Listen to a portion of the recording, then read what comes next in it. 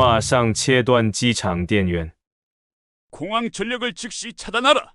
중국 관리자의 명령에 바로 잠비아 루사카 국제공항이 마비됐습니다. 관제탑의 모든 조명이 꺼졌고 착륙을 시도하던 여객기 12대가 공중에서 표류하기 시작했습니다. 이건 중국의 계획된 압박이었습니다. 28억 달러의 빚을 갚지 못하면 공항을 포기하라는 최후 통첩이었죠. 하지만 진짜 충격은 중국 내부 고발자가 폭로한 중국 비밀 문서에 있었습니다. 이 문서에 모두가 경악을 금치 못했습니다. 중국이 벌인 음모는 대체 무엇이었을까요? 대체 무슨 계획이 숨기고 있었던 걸까요? 하지만 그때 등장한 의문의 특사단. 60년 전 은혜를 갚으러 왔다는 이들은 과연 누구였을까요? 첩보전을 방불케 했던 그날의 이야기를 지금 시작합니다. 그 전에 좋아요와 구독 버튼 가볍게 한번 눌러주시면 저희 감동 더하기에 정말 따뜻한 격려가 된답니다. 그럼 바로 시작하겠습니다. 저는 마이클 칠로파입니다. 잠비아 교통부 항공정책관이죠. 그날 새벽 저는 제 인생에서 가장 길고 고통스러운 회의에 참석하고 있었습니다. 칠로파 정책관, 우리의 제안은 간단합니다. 장웨이의 목소리는 차가웠어요. 중국 국영건설 집단 아프리카 총괄인 그는 마치 날씨 이야기를 하듯 담담하게 말했죠. 루사카 국제공항 운영권을 중국에 넘기십시오. 그러면 모든 것이 정상화됩니다. 회의실에 모인 우리 측 관료들은 숨조차 제대로 쉬지 못했습니다. 창밖으로 보이는 루사카 국제공항의 불빛들이 마치 꺼져가는 촛불처럼 보였어요. 그럴 수 없습니다. 제가 떨리는 목소리로 말했습니다. 공항은 우리의 생명선입니다. 이마저 넘기면 잠비아는 망한단 말입니다. 그럼 대안이 있으십니까? 장웨이가 비웃듯 물었어요. 지금 당신들이 빌린 돈은 28억 달러입니다.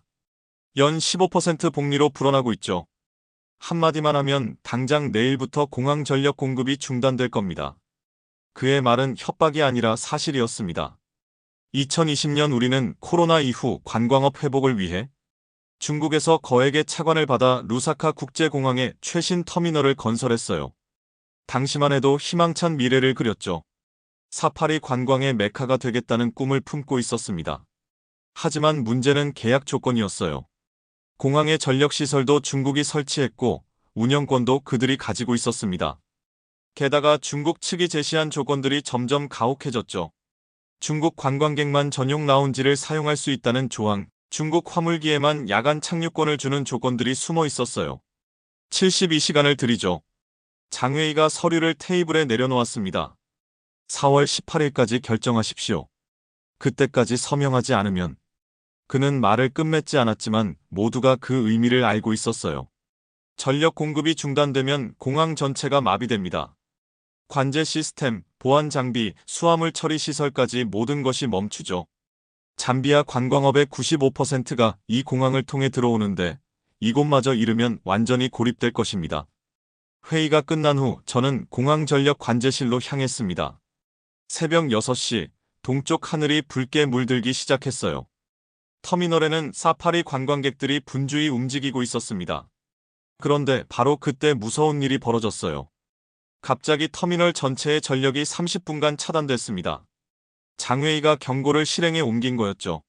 체크인을 하던 관광객들이 어둠 속에서 패닉 상태에 빠졌어요. 다행히 비상발전기가 작동했지만 이것은 명백한 경고였습니다. 대통령궁으로 향하는 차 안에서 저는 절망감에 휩싸였습니다. 4년 전 중국의 투자로 공항이 현대적으로 변했던 그 기쁨의 순간들이 이제는 족쇄가 되어 우리를 옥매고 있었어요. 대통령궁 상황실은 이미 장관들로 가득했습니다. 에드가 룽고 대통령의 표정은 그 어느 때보다 어두웠죠. 여러분도 들으셨겠지만 중국이 최후 통첩을 보냈습니다. 대통령이 무거운 목소리로 말을 시작했어요.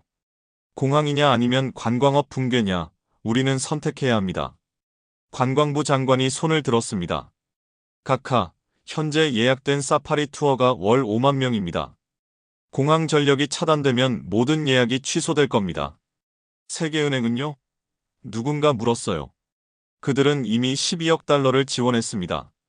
중국 부채 문제가 해결되기 전까지는 추가 지원이 어렵다는 입장이에요. 절망적인 침묵이 이어졌습니다. 그때 외교장관이 조심스럽게 입을 열었어요. 한 가지 가능성이 있습니다. 과거 우리와 특별한 인연이 있었던 나라가. 외교장관이 잠시 말을 멈추고 저를 바라봤습니다. 1960년대 우리나라 독립운동을 지원했던 나라가 있습니다. 어디요? 대통령이 관심을 보였어요. 한국입니다. 당시 박정희 정부가 우리 독립군에게 무기와 의료품을 몰래 지원했다고 합니다. 특히 칠루파 정책관님의 아버지가 당시 연락 담당이셨죠. 저는 깜짝 놀랐습니다. 맞아요. 제 아버지가 당시 학생운동을 하시다가 한국 유학생들과 연결되어 독립지원 물자를 받았다고 하셨어요. 총과 탄약은 아니었지만 의료용품과 무전기 같은 통신 장비들이 결정적이었다고 하시더라고요. 대통령이 일어섰습니다. 좋습니다. 외교장관은 즉시 한국 대사를 만나십시오. 칠루파 정책관은 함께 가서 당시 상황을 설명하고 그때 갑자기 보좌관이 뛰어들어왔어요. 각하, 방금 장회의가 연락해왔습니다. 추가 경고 차원에서 오후 3시에 또 전력을 차단하겠다고 합니다. 우리에게 시간이 얼마나 남았습니까? 72시간입니다. 각하. 72시간. 과연 기적이 일어날 수 있을까요? 누구도 대답하지 못했습니다. 하지만 우리에게는 다른 선택지가 없었어요. 중국의 압박에서 벗어나려면 누군가의 도움이 절실했습니다. 그리고 그 누군가가 한국이기를 간절히 바랄 수밖에 없었죠. 한국 대사관으로 향하는 차 안에서 저는 아버지의 말씀을 떠올렸습니다. 위기는 진짜 친구를 알아보는 시험대다. 60년 전 우리가 받은 도움이 이제 우리를 구해줄 수 있을까요? 절망적인 상황 속에서도 희미한 희망의 빛이 보이기 시작했습니다. 한국 대사관에 도착했을 때는 이미 오후 2시가 넘어 있었습니다. 1시간 후면 장회의가 예고한 두 번째 전력 차단이 시작될 예정이었어요. 어서 오십시오. 한국 대사관 직원이 우리를 맞이했습니다. 이병철 대사님께서 기다리고 계십니다. 그리고 그가 잠시 머뭇거리더니 덧붙였어요. 서울에서 특별팀이 오고 있습니다. 아마 내일 새벽에는 도착할 것 같은데 희망을 가져보셔도 좋을 것 같습니다. 희망이라. 4년 만에 처음 듣는 단어였습니다. 과연 한국이 중국의 거대한 압력에서 우리를 구해낼 수 있을까요? 이병철 대사와의 면담은 예상보다 진지했습니다. 그가 보여준 관심은 진심이었고 즉시 서울에 긴급 보고하겠다고 약속했죠. 정책관님, 저희가 도울 수 있는 방법을 찾아보겠습니다. 이병철 대사가 말했어요. 1960년대 우리가 받은 도움을 잊지 않고 있습니다. 대사관을 나온 것은 밤 8시가 넘어서였습니다. 그런데 바로 그때 예상치 못한 전화가 걸려왔어요. 칠루파 정책관님이시죠? 저를 만나주세요. 중요한 정보가 있습니다. 여성의 목소리였는데 중국 억양이 섞인 영어였죠. 누구시죠? 리메이라고 합니다. 중국 국영건설 잠비아 법인에서 일했었어요. 지금은 아무튼 만나서 이야기해야 합니다. 생명이 걸린 일이에요. 30분 후 루사카 시내의 한 커피숍에서 그녀를 만났습니다. 30대 초반으로 보이는 중국 여성이었는데 눈빛에 두려움이 가득했어요. 이걸 보세요. 그녀가 태블릿을 열었습니다. 제가 회사를 그만두기 전에 복사해둔 문서들입니다. 화면에 뜬 제목을 보고 저는 숨이 멎을 뻔했습니다. 아프리카 공항 장악 프로젝트 마이너스 군사 거점화 계획이라고 중국어로 쓰여 있었거든요. 2019년에 작성된 기밀 문서예요. 리메이가 설명했습니다. 중국 정부와 국영기업이 함께 만든 아프리카 항공망 지배 계획입니다. 문서를 읽어내려가며 저는 소름이 돋았습니다.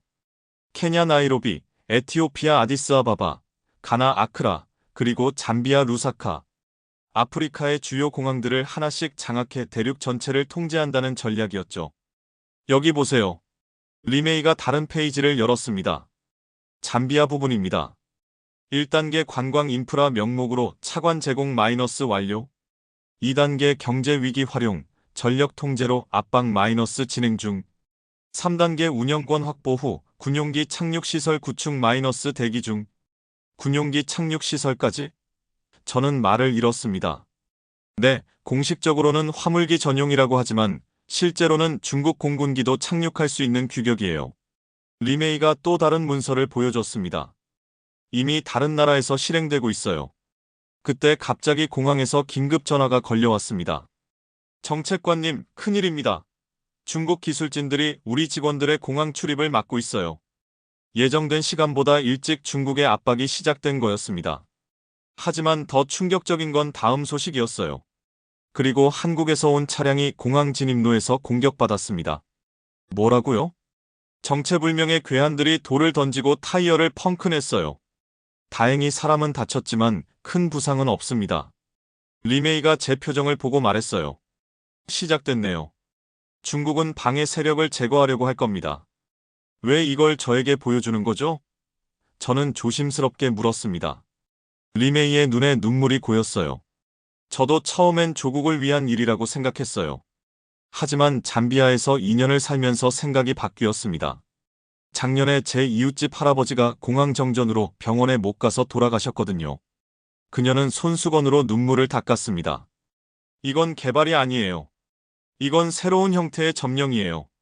그리고 한국이 도우러 온다는 걸 알았을 때 이번이 마지막 기회라고 생각했어요. 이 자료를 공개해도 될까요? 네, 하지만 조심하세요. 중국은 이미 잠비아 정부 깊숙이 침투해 있어요. 당신이 믿는 사람 중에도 그들의 협력자가 있을 겁니다. 리메이는 USB를 건넸습니다. 모든 자료가 여기 들어 있어요. 그리고 한 가지 더, 장외인은 이미 다음 단계를 준비하고 있어요. 다음 단계요? 내일 오후부터 중국 화물기들이 대거 착륙할 예정이에요. 공식적으로는 긴급 구호물자라고 하지만 리메이가 의미심장하게 말했어요. 그 안에 뭐가 들어있는지는 아무도 모르죠. 대화를 마치고 커피숍을 나서며 리메이가 마지막으로 말했습니다. 칠루파 정책관님, 잠비아를 구해주세요. 이 아름다운 나라가 중국의 군사기지가 되는 걸 보고 싶지 않아요. USB를 꼭 쥐고 집으로 돌아오는 길, 저는 생각했습니다. 이제 우리는 중국의 진짜 의도를 알게 됐어요. 하지만 아는 것과 막는 것은 전혀 다른 문제였죠. 과연 한국이, 그리고 국제사회가 이 거대한 음모를 막을 수 있을까요? 시계를 보니 이미 새벽 1시, 48시간이 남았습니다. 다음 날 아침 7시, 저는 거의 한잠도 못 잔 채 대통령궁으로 향했습니다. 리메이가 준 자료를 밤새 분석했거든요. 긴급 보고를 위해서였어요. 그런데 대통령궁 입구에서 뜻밖의 사람을 만났습니다. 키가 큰 한국인 남성이 대사관 직원과 함께 서 있었죠. 안녕하세요, 김태현이라고 합니다. 그가 유창한 영어로 인사했어요. 한국기획재정부 아프리카 협력 담당관입니다. 어젯밤 급히 날아왔습니다. 김태현? 어디선가 들어본 이름이었습니다. 그때 문득 작년 기억이 떠올랐죠. 혹시 작년에 코이카 긴급지원팀에 계셨던 분이신가요? 그의 눈이 커졌습니다. 네, 맞습니다. 당시 잠비아 가뭄 지원을 담당했었죠. 칠루파 정책관님을 기억하고 있습니다. 정말 놀라운 인연이었어요. 2022년 잠비아가 최악의 가뭄에 빠졌을 때 가장 먼저 손을 내민 것이 한국이었거든요. 함께 대통령 집무실로 들어가며 김태현이 말했습니다. 저희 정부가 상황을 심각하게 보고 있습니다. 그래서 제가 특별한 제안을 가지고 왔어요. 대통령 집무실에는 이미 주요 장관들이 모여 있었습니다. 저는 먼저 리메이에게 받은 자료를 보고했죠. 중국의 아프리카 공항 장악 전략을 본 대통령의 얼굴이 창백해졌습니다. 이럴 수가. 우리는 그저 경제개발인 줄만 알았는데. 각하. 김태현이 조심스럽게 입을 열었어요. 한국 정부는 잠비아의 상황을 매우 심각하게 보고 있습니다. 그래서 제가 특별한 제안을 가지고 왔습니다. 그는 서류를 꺼냈습니다. 첫째, 한국수출입은행이 15억 달러의 특별 차관을 제공하겠습니다. 중국 부채를 상환할 수 있도록 말이에요. 회의실의 웅성거림이 일었습니다. 둘째, 한국전력공사가 공항전력시설을 완전히 독립적으로 구축해드리겠습니다. 중국의 통제에서 벗어날 수 있도록요. 하지만 가장 놀라운 것은 세 번째 제안이었어요. 그리고 한국 공군이 긴급 수송기를 파견해 공항 보안을 지원하겠습니다. 한국 공군이요? 국방장관이 놀라며 물었어요. 네, 공식적으로는 인도적 지원 물자 수송이지만 실제로는 중국의 군사적 압박을 견제하는 의미입니다. 그때 갑자기 비서관이 뛰어들어왔어요. 카카, 큰일입니다. 시내에서 폭동이 일어났습니다. 폭동이요? 중국 지지 세력들이 한국은 아프리카에서 나가라는 구호를 외치며 한국 대사관으로 몰려가고 있습니다.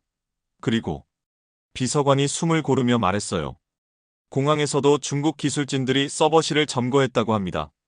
김태현의 표정이 굳어졌어요. 예상했던 일입니다. 중국이 모든 수단을 동원하기 시작한 거네요. 창밖을 보니 검은 연기가 피어오르고 있었습니다. 시위대가 타이어를 태우고 있는 것 같았어요. 상황이 급속도로 악화되고 있었습니다. 각하, 계엄령을 선포해야 합니다. 국방장관이 건의했어요. 아니요. 대통령이 단호하게 말했습니다. 그렇게 되면 중국이 원하는 대로 혼란이 가중될 뿐이에요. 다른 방법을 찾아야 합니다. 김태현이 휴대폰을 확인하더니 말했어요. 방금 인천공항에서 연락이 왔습니다. 긴급 수송기가 출발했다고 해요. 6시간 후면 도착할 겁니다. 뭘 가져오는 거죠? 제가 물었어요. 비상발전기와 독립통신 시스템입니다. 그리고 김태현이 잠시 망설이더니 말했어요. 한국 기술진 20명이 함께 옵니다. 공항 시스템을 완전히 교체하기 위해서요. 그때 또다시 긴급 연락이 들어왔습니다. 정책관님, 중국 화물기 15대가 접근하고 있습니다. 예정보다 12시간 빨라요. 리메이가 말한 대로였습니다. 중국이 계획을 앞당긴 거예요. 그 화물기들 안에 정말 구호물자만 들어있을까요? 비상사태입니다. 대통령이 선언했어요. 모든 중국 화물기의 착륙을 거부하십시오. 하지만 각하, 그들이 강행 착륙하면 어떻게 하죠? 국방장관이 걱정스럽게 물었어요. 김태현이 미소를 지었습니다. 그래서 우리가 온 겁니다.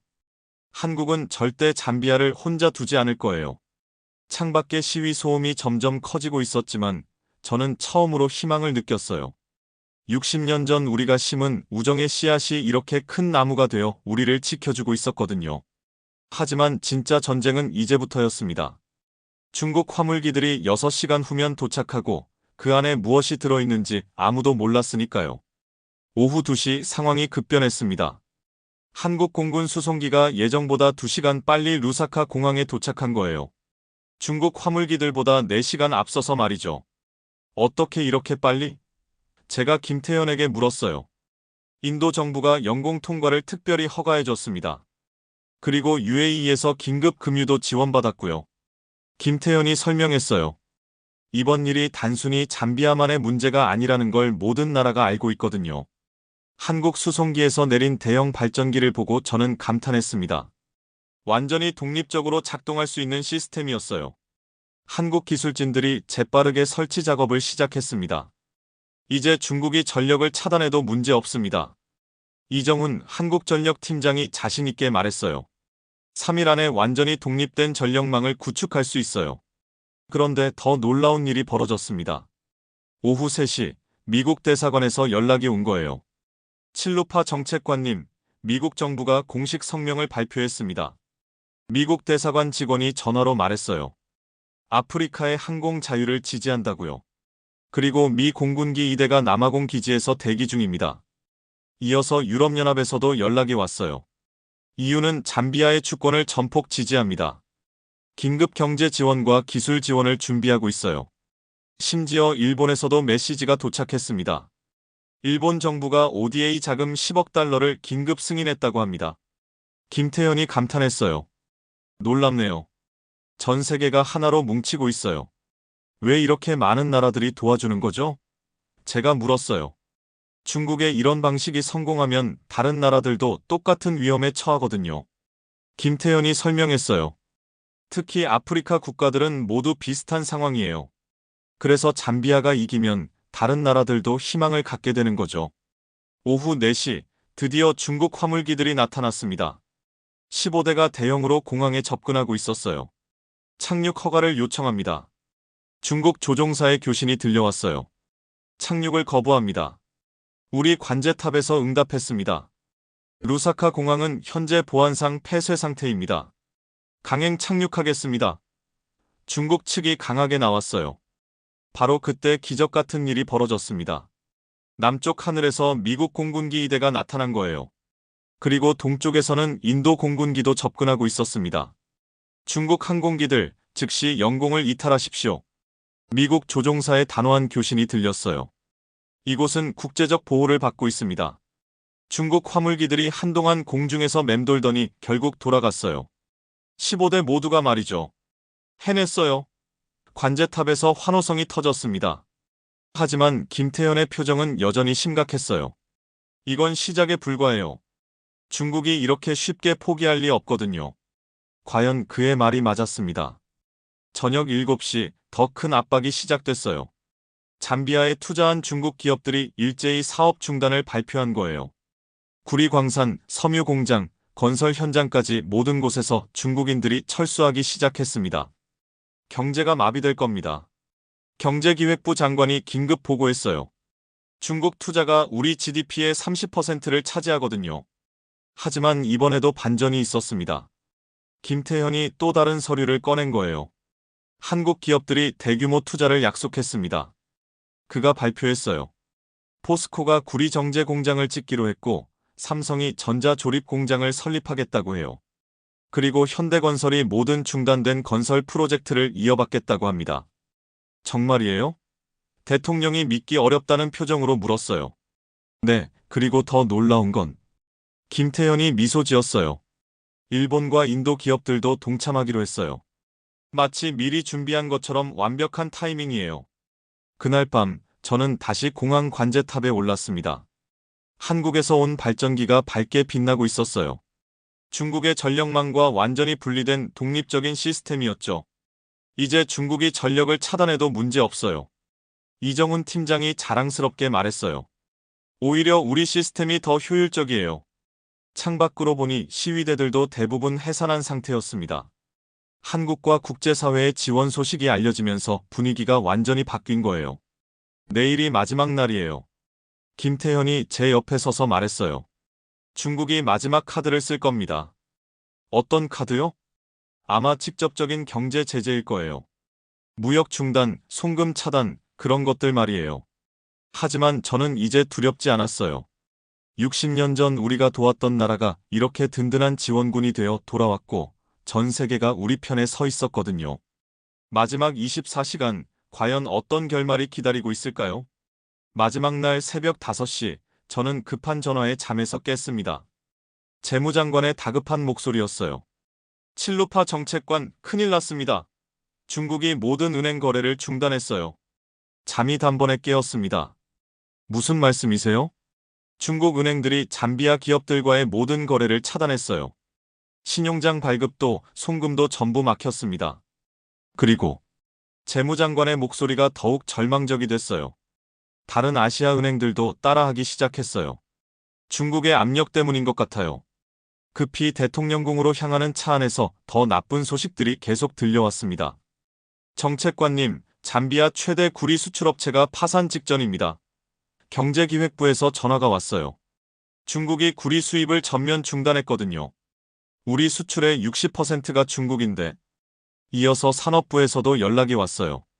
모든 제조업체가 원자재 조달에 문제가 생겼습니다. 중국에서 수입하던 부품들이 전부 차단됐어요. 중국의 마지막 공격은 정말 치명적이었습니다. 단순히 공항 하나의 문제가 아니라 잠비아 경제 전체를 마비시키려는 전면전이었어요. 대통령궁에 도착했을 때 김태현도 이미 와 있었습니다. 그의 표정도 심각했어요. 예상했던 일입니다. 김태현이 말했어요. 중국이 최후의 카드를 꺼낸 거네요. 하지만 우리도 준비가 되어 있어요. 무슨 준비요? 대통령이 간절하게 물었습니다. 김태현이 노트북을 열었어요. 한국수출입은행이 24시간 내에 긴급 신용장을 발급할 수 있습니다. 중국 은행을 대체할 수 있어요. 하지만 구리 수출은 어떻게 하죠? 경제기획부 장관이 걱정했어요. 중국이 수입을 막으면. 그래서 이것도 준비했습니다. 김태현이 다른 화면을 보여줬어요. 포스코가 잠비아 구리를 전량 구매하기로 했어요. 심지어 중국이 주던 가격보다 10% 높게요. 회의실의 희망의 분위기가 조금씩 돌기 시작했습니다. 하지만 진짜 놀라운 소식은 오후에 들려왔어요. 정책관님, 비서가 흥분해서 뛰어들어왔어요. 일본에서 엄청난 제안이 왔습니다. 일본 대사관에서 보낸 문서를 보고 저는 깜짝 놀랐습니다. 일본 정부가 아프리카 경제 자립 지원 프로그램을 발표한 거예요. 총 50억 달러 규모의 지원이었습니다. 일본만이 아니에요. 김태현이 덧붙였어요. 인도네시아, 말레이시아, 태국까지 동남아시아 국가들이 모두 참여하기로 했어요. 왜 이렇게 많은 나라들이? 외교장관이 놀라며 물었어요. 중국의 이런 경제적 협박을 그냥 두면 내일은 자기들 차례가 될 수 있다는 걸 알고 있거든요. 김태현이 설명했어요.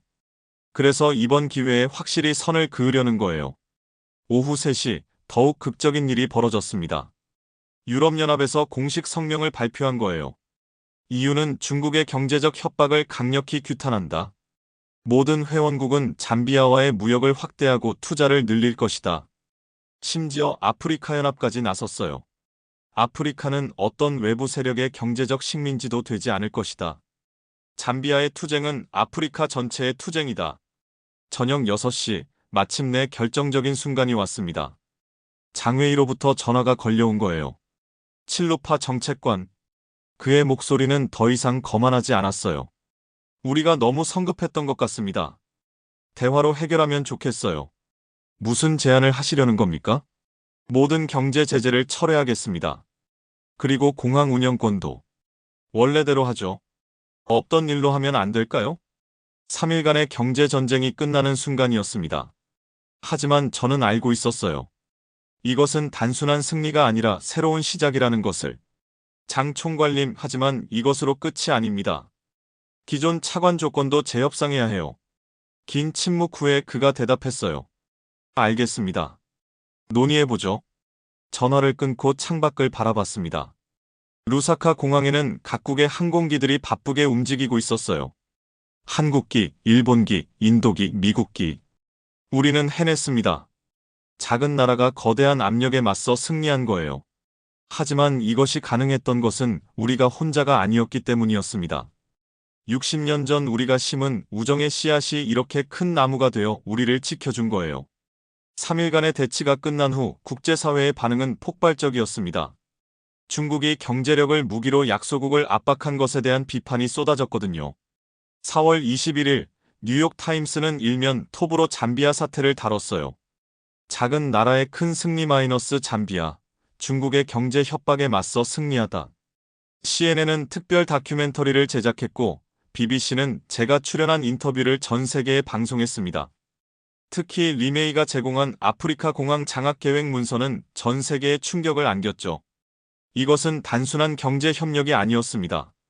하버드대 국제관계학과 교수가 CNN에 출연해 말했어요. 체계적으로 계획된 신식민주의 전략이었어요. 더 큰 파장은 중국 내부에서 일어났습니다. 정책관님, 놀라운 일이 벌어지고 있습니다. 우리 베이징 대사관에서 보고해 왔어요. 중국 유명 경제학자들이 정부 정책을 공개 비판하기 시작했어요. 베이징 대학의 한 교수는 웨이보에 이런 글을 올렸습니다.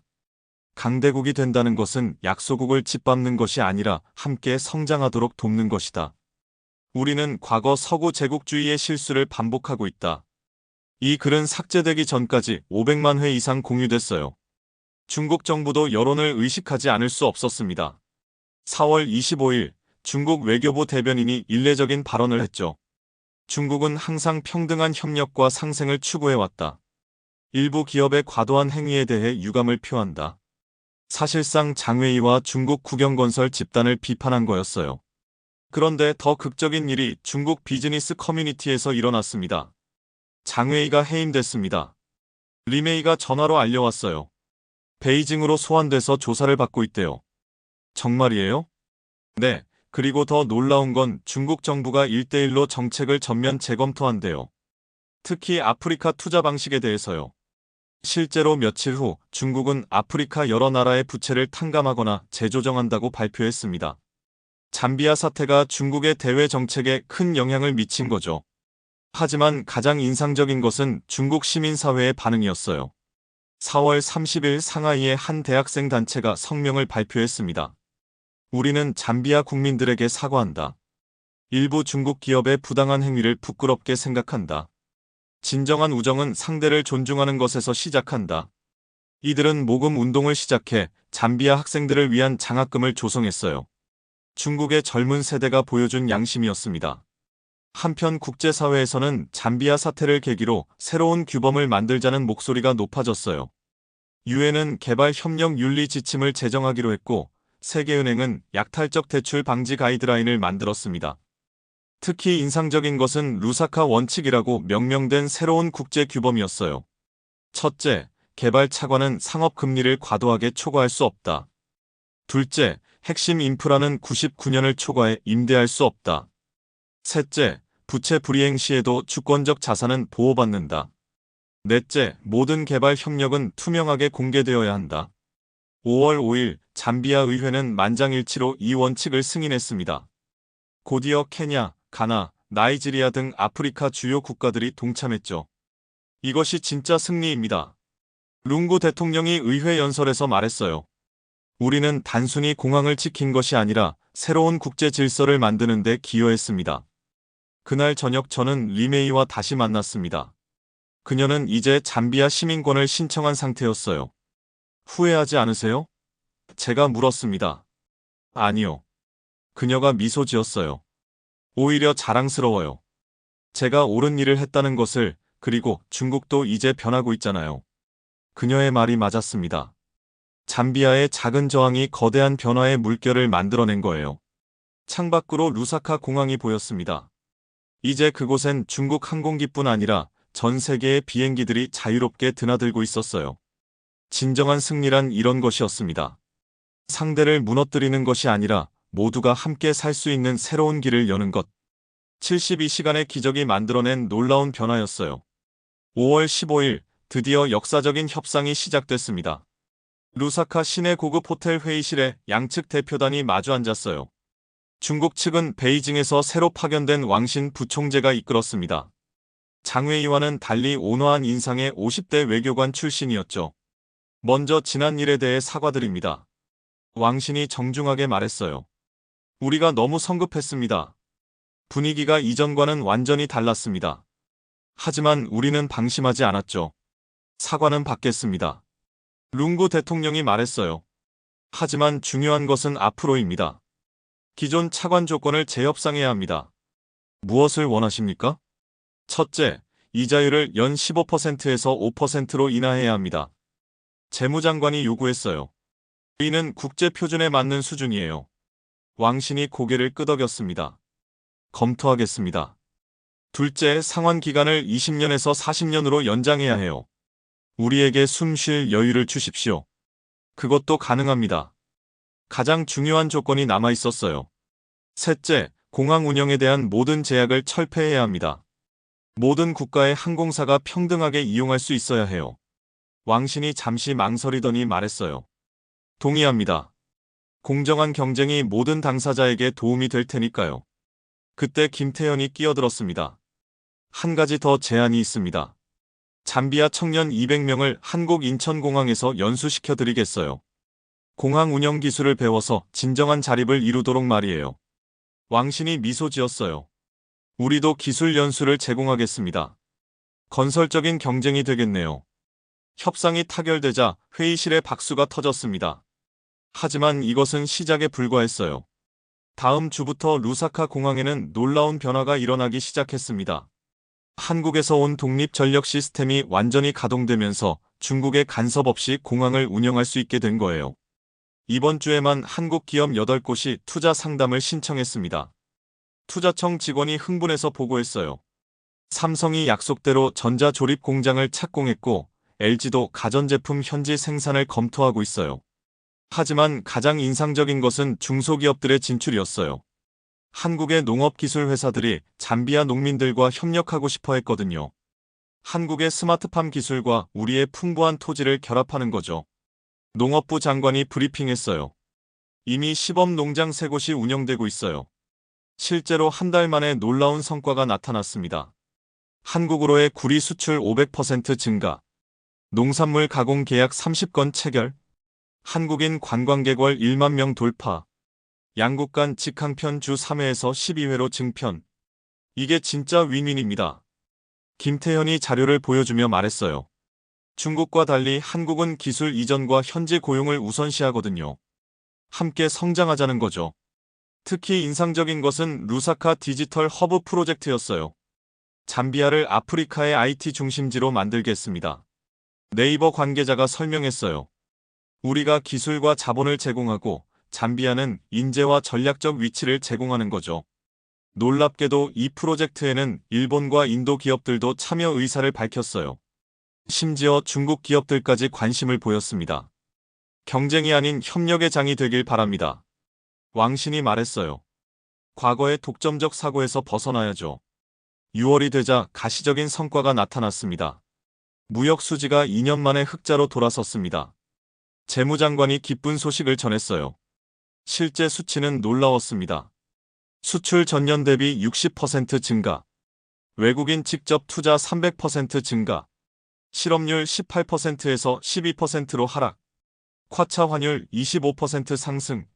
하지만 가장 큰 변화는 루사카 공항에서 일어났어요. 믿기지 않겠지만 공항청장이 전화했어요. 공항이 완전히 살아났어요.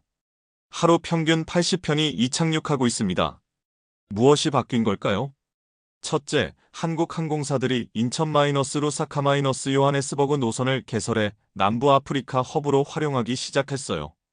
둘째, 일본과 인도 항공사들도 루사카를 경유지로 사용하기 시작했습니다. 과거엔 중국의 독점적 운영이 부담스러웠지만 이제는 달라진 거죠. 셋째, 중국도 태도를 바꿔 모든 국가에 공평한 조건을 제시했어요. 루사카 공항이 드디어 처음 계획했던 아프리카 남부의 관문이 되고 있어요.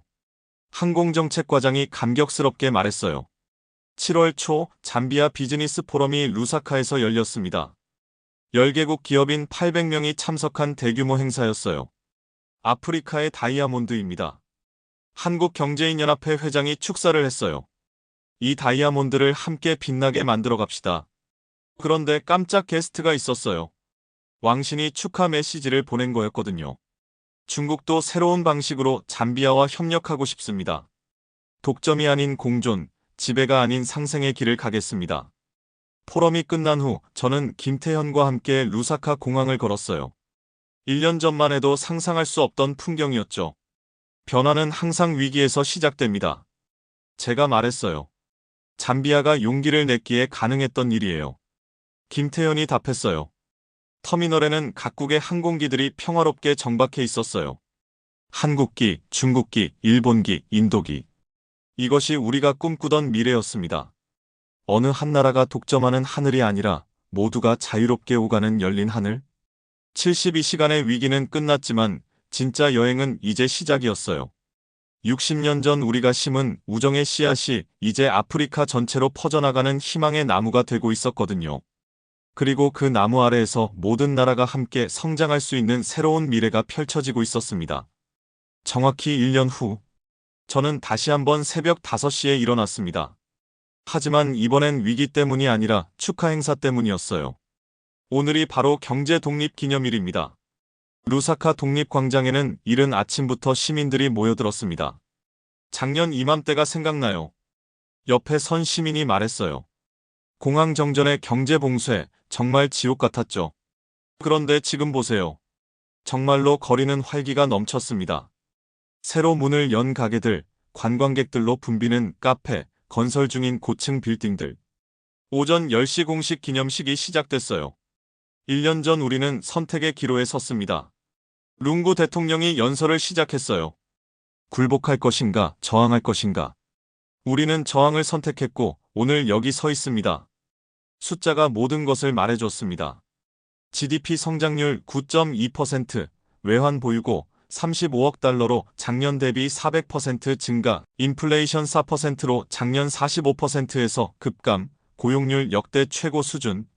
축하 메시지가 전 세계에서 도착했습니다. 한국 대통령은 영상 메시지를 보냈어요. 잠비아의 용기가 아프리카 전체에 희망을 줬습니다. 앞으로도 한국은 잠비아와 함께할 것입니다. 저녁 무렵 저는 루사카 공항 전망대에 올랐습니다. 1년 전 그날 밤과 똑같은 장소였어요. 많이 변했죠? 뒤에서 익숙한 목소리가 들렸습니다. 김태현이었어요. 김 국장님. 저는 그를 보자마자 가슴이 벅차올랐어요. 정말 어떻게 감사를 드려야 할지 모르겠습니다. 김태현이 손사래를 쳤지만 저는 계속했어요. 한국이 없었다면 우리는 지금 여기 서 있을 수 없었어요. 아니, 잠비아라는 나라 자체가 없었을지도 모르죠. 칠루파 정책관님이 용기를 내셨기에 가능했던 일이에요. 아닙니다. 제가 고개를 저었어요. 60년 전 우리가 독립운동에 보낸 작은 도움을 기억하고 위기의 순간에 달려와 준 나라는 한국뿐이었어요. 한국의 기술, 한국의 경제력, 한국의 따뜻한 마음이 우리를 구원했습니다. 공항을 바라보며 저는 감격스럽게 말했어요. 저기 보이는 모든 것들이 한국 덕분입니다. 독립전력망도, 새로운 터미널도, 활기찬 무역도. 한국이 보여준 것은 단순한 경제 지원이 아니었어요. 진정한 우정이 무엇인지, 국가 간 협력이 어떤 것인지를 가르쳐 주셨습니다. 김태현이 미소 지으며 말했어요. 이제 시작입니다. 진정한 독립은 경제적 자립에서 나오니까요. 그렇습니다. 그리고 그 길을 한국이 먼저 보여주셨죠. 제가 감격스럽게 답했어요. 70년 전 폐허에서 일어나 세계 10위 경제대국이 된 한국의 기적. 우리도 한국을 본받아 아프리카의 기적을 만들어 보겠습니다. 불꽃놀이가 시작됐습니다. 하늘을 수놓는 화려한 불꽃들을 보며 저는 마음속으로 다짐했어요. 언젠가 우리도 한국처럼 다른 나라를 도울 수 있는 나라가 되겠다고. 한국이 보여준 그 아름다운 정신을 아프리카 전체에 전파하겠다고.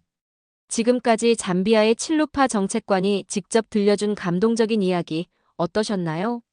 잠비아가 중국의 경제 지배에서 벗어날 수 있었던 것은 오직 대한민국 덕분이었습니다. 60년 전 독립운동 때 받은 작은 은혜를 결코 잊지 않고 위기의 순간에 모든 것을 걸고 달려온 나라. 그것이 바로 우리 대한민국입니다. 세계 어디에서도 찾아볼 수 없는 한국만의 특별함이 있습니다. 첨단 기술력과 경제력으로 실질적인 도움을 주면서도 상대국의 자립을 돕는 진정한 협력 정신.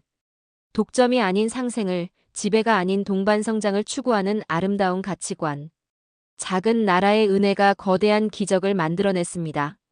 대한민국의 기술력과 경제력, 그리고 세계에서 가장 따뜻한 마음이 하나가 되어 아프리카 한 나라의 운명을 완전히 바꿔놓았습니다. 이것이 바로 21세기 대한민국이 세계에 전하는 위대한 메시지입니다. 한 번 받은 은혜는 절대 잊지 않는 나라, 어려운 이웃과 함께 성장하는 나라, 정의로운 일에는 목숨을 걸고 나서는 나라. 전 세계가 인정하는 대한민국의 위대함과 아름다움을 다시 한번 확인할 수 있는 감동적인 실화였습니다. 다음에도 대한민국의 놀라운 이야기로 찾아뵙겠습니다. 지금까지 여러분의 감동 더하기였습니다. 감사합니다.